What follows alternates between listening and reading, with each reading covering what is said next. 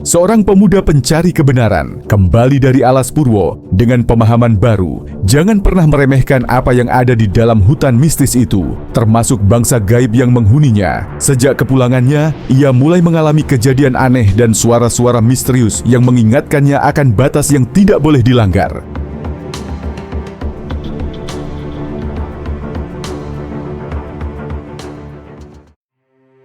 Di ujung timur Pulau Jawa, tersembunyi hutan lebat yang dikenal sebagai Alas Purwo. Konon, hutan ini bukan sekadar tempat bagi satwa liar dan pepohonan raksasa, melainkan juga rumah bagi misteri yang belum pernah terungkap. Di sebuah desa kecil tak jauh dari hutan itu, hiduplah seorang pemuda bernama Bagas. Sejak kecil, ia sering mendengar kisah-kisah tentang Alas Purwo dari kakeknya. Konon, di dalamnya terdapat rahasia yang hanya bisa ditemukan oleh mereka yang benar-benar mencari kebenaran. Rasa ingin tahu yang tak terbendung membuat Bagas memutuskan untuk memasuki hutan, meskipun banyak orang memperingatkannya agar tidak melakukannya. Hari itu, matahari mulai meredup saat Bagas melangkah masuk ke dalam Alas Purwo. Semakin dalam ia berjalan, semakin ia merasakan kehadiran sesuatu yang tak kasat mata. Suara gemerisik daun terdengar di sekelilingnya, seakan hutan berbisik kepadanya. Setelah berjam-jam menelusuri belantara, Bagas menemukan sebuah lorong tersembunyi di antara akar pohon beringin tua yang menjulang tinggi. Sebelum ia sempat masuk, seorang pria tua dengan jubah hijau lumut muncul entah dari mana. Matanya tajam seperti elang, dan wajahnya menunjukkan kebijaksanaan berusia ratusan tahun. "Apa yang kau cari di sini, anak muda?" Suara pria itu bergema, seolah berasal dari dalam hutan itu sendiri. Bagas menelan ludah. "Aku ingin mengetahui rahasia Alas Purwo. Aku ingin tahu kebenaran yang selama ini disembunyikan." Pria itu menatapnya dalam-dalam, lalu berkata, "Tidak semua pengetahuan boleh diungkap. Beberapa rahasia lebih baik tetap tersembunyi, agar keseimbangan dunia tetap terjaga." Namun, Bagas tidak mundur. Jika pengetahuan itu bisa membawa pencerahan, bukankah lebih baik untuk mengungkapnya? Sang penjaga menghela napas panjang.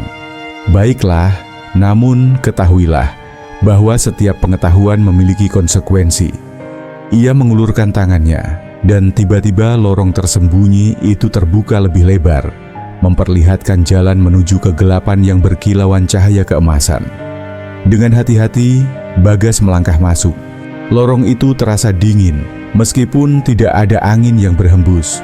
Setelah beberapa saat, ia tiba di sebuah ruang bawah tanah yang luas. Di tengahnya bertengger sebuah kristal bercahaya, seolah menyimpan ribuan bintang di dalamnya.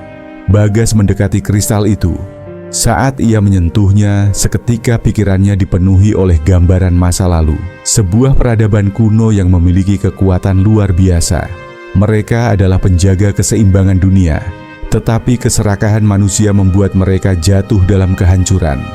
Sebelum lenyap, mereka menyegel semua pengetahuan mereka dalam kristal ini, agar tidak disalahgunakan lagi. Bagas tersentak mundur. Ia menyadari bahwa kristal ini adalah kunci kekuatan sekaligus malapetaka. Sang penjaga muncul kembali di sampingnya. "Sekarang kau mengerti," katanya dengan suara tenang. "Pengetahuan ini bukan sekadar cahaya, tapi juga bayangan.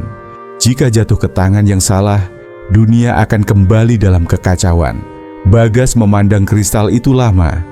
Ia tahu bahwa ia memiliki pilihan: membawa kristal itu keluar dan membagikan pengetahuan yang dikandungnya, atau membiarkannya tetap tersembunyi demi keseimbangan dunia. Akhirnya, dengan berat hati, Bagas melepaskan tangannya dari kristal itu dan menatap sang penjaga. "Aku mengerti sekarang, tidak semua kebenaran harus diungkap." Sang penjaga tersenyum tipis. "Kau telah membuat pilihan yang bijak." Saat mereka keluar dari lorong tersembunyi, jalan di belakang mereka perlahan tertutup, seolah tidak pernah ada. Bagas menatap hutan yang kini terasa lebih hidup dari sebelumnya. Ia telah menemukan jawaban yang ia cari. Tetapi ia juga telah belajar bahwa kebenaran sejati bukan hanya tentang mengetahui, tetapi juga tentang memahami kapan harus menjaga rahasia demi kebaikan yang lebih besar.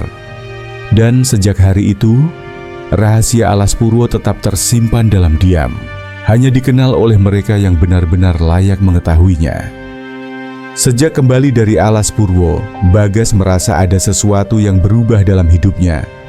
Bukan hanya rasa penasaran yang masih menyelimuti pikirannya, tetapi juga perasaan aneh yang terus mengikutinya. Awalnya ia mengira itu hanya imajinasinya. Namun semakin hari, bayangan-bayangan aneh mulai terlihat dari sudut matanya. Kadang saat ia berjalan pulang melewati jalanan sunyi, ia mendengar langkah kaki yang mengikuti, tetapi saat menoleh tidak ada siapa-siapa. Di malam hari ketika ia hendak tidur, ia merasa ada seseorang yang berdiri di sudut kamarnya. Meskipun tidak terlihat dengan mata telanjang, Bagas mencoba mengabaikannya, tetapi makin lama perasaan itu semakin kuat. Hingga akhirnya ia merasa sudah cukup. Ia harus kembali ke alas purwo dan mencari sang penjaga untuk meminta penjelasan. Di pagi buta, Bagas kembali memasuki alas purwo. Kabut tebal menyelimuti hutan, menciptakan suasana yang lebih mencekam daripada kunjungannya yang pertama. Kali ini ia tidak merasa sendirian. Seolah-olah makhluk yang mengikutinya selama ini ikut bersamanya ke dalam hutan. Setelah menelusuri jalan setapak yang sudah ia kenal, ia sampai di tempat di mana ia pertama kali bertemu sang penjaga. Bagas berdiri di sana, menunggu.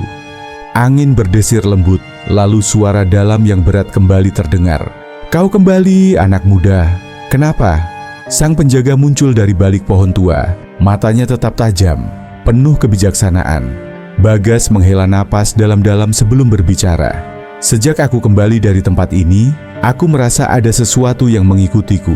Aku melihat bayangan, mendengar suara, dan merasakan keberadaan makhluk yang tidak kasat mata. Apa yang terjadi padaku?" Sang penjaga mengamati Bagas beberapa saat sebelum menjawab. "Kau telah membuka gerbang yang tidak seharusnya dibuka. Ketika kau menyentuh kristal itu, kau tidak hanya melihat masa lalu, tetapi juga mengundang mereka yang terperangkap di dalamnya." Bagas menelan ludah. "Mereka siapa?" "Roh-roh peradaban kuno yang telah lama lenyap. Beberapa di antara mereka hanya penasaran denganmu. Namun ada pula yang mungkin memiliki niat lain." Jantung Bagas berdegup lebih kencang. "Lalu, apa yang harus aku lakukan?" Sang penjaga mendekat dan menatapnya dalam-dalam. "Kau memiliki dua pilihan. Pertama, kau bisa menerima keberadaan mereka dan mencoba memahami pesan yang ingin mereka sampaikan. Namun itu berarti kau akan terus terhubung dengan dunia mereka dan tidak akan bisa benar-benar lepas. Pilihan kedua, kau bisa memutuskan ikatan ini. Tapi itu berarti kau harus melakukan ritual pemurnian di tempat yang sama dengan di mana kau menyentuh kristal itu." Bagas menggigit bibir. Ia tahu bahwa mengetahui lebih banyak tentang peradaban kuno bisa menjadi hal yang luar biasa.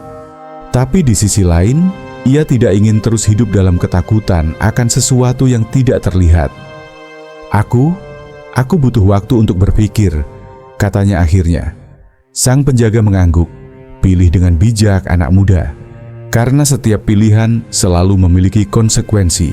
Bagas menatap ke dalam hutan yang gelap. Perasaan ragu dan takut bercampur dalam hatinya. Apakah ia siap untuk menerima dunia yang lebih luas dari yang ia ketahui? Ataukah ia akan memilih untuk kembali menjadi manusia biasa?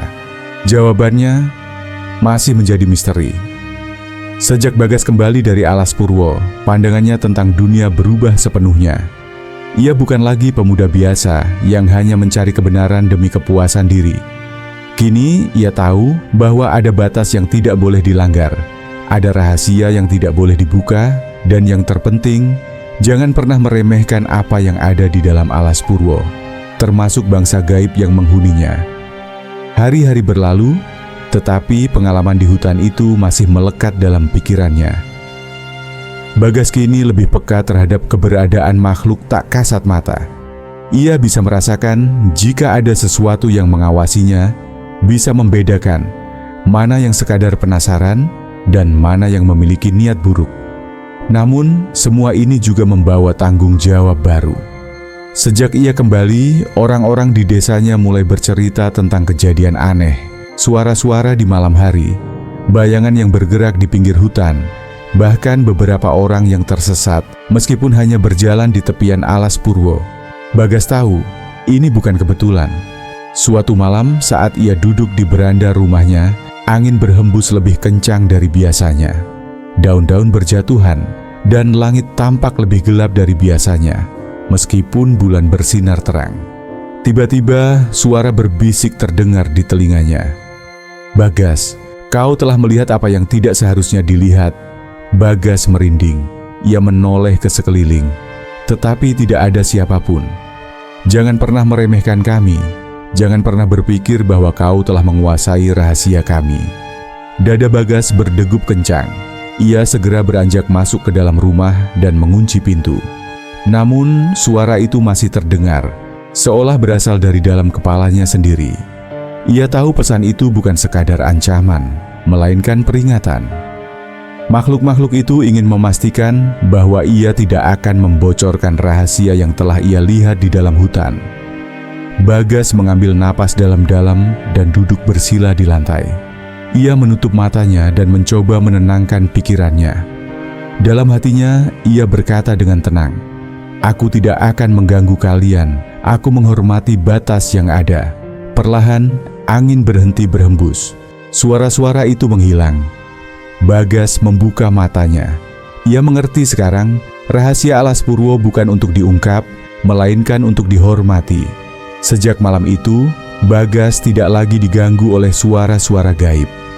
Namun, ia juga tahu bahwa perjalanannya belum berakhir.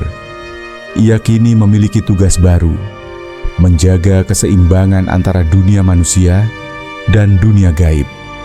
Ia mulai memberi peringatan kepada warga desa agar tidak sembarangan masuk ke dalam alas purwo, tidak berbicara sembarangan, dan selalu bersikap sopan terhadap alam.